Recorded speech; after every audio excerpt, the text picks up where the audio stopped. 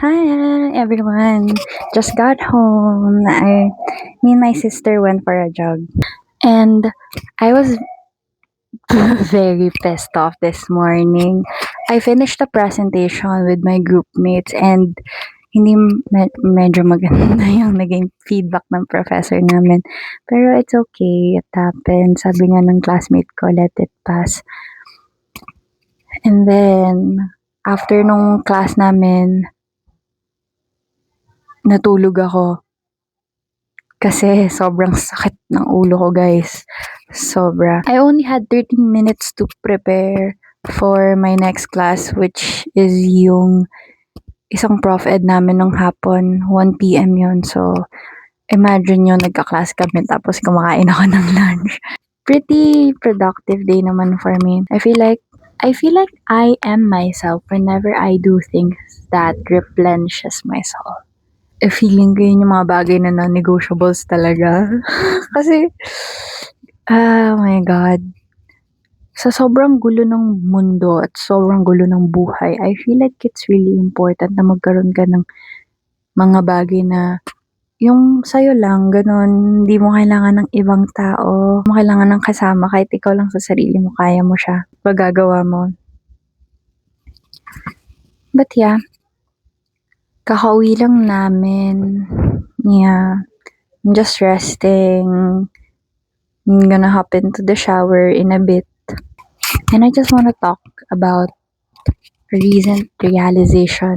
So, my best friend and I will go to a nearby cafe tomorrow. So, every time na magkasama kami nun, palagi kaming parang nagre-record kami ng podcast. Wait. Tomorrow I'm gonna ask her if I can record habang magkasama kami. Pero, yeah, I'll try my best. Nakakatawa lang. Kasi may shooting nila bukas sa school. Pero, sabi niya, tuloy lang daw kami ng coffee date ng umaga. So, sabi ko, sige. I mean, for someone na quality time yung love language, sobrang na-appreciate ko talaga yun. Okay.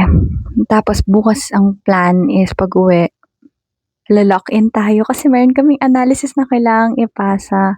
Actually, 2 weeks ng backlog ko yun. Pero, okay lang yan. Hindi pa naman due date.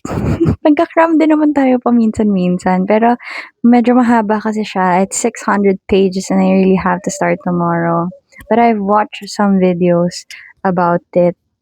I don't know. Let's just see. Hindi pa maayos yung space ko, guys. Pero, papakita ko sa inyo once na okay na siya. Pero nilipat ko lang yung ibang stuff ko. So, yan. Yan lang. And, I don't know what I'm gonna do right now. I feel like, after ko mag-shower, magliligpit lang ako saglit. And I'm gonna do some art. Especially, malapit na yung Valentine's. So, sinong bibigyan natin for Valentine's? I don't know. People close to us. But yeah. It's a good day today. That's all. Thank you.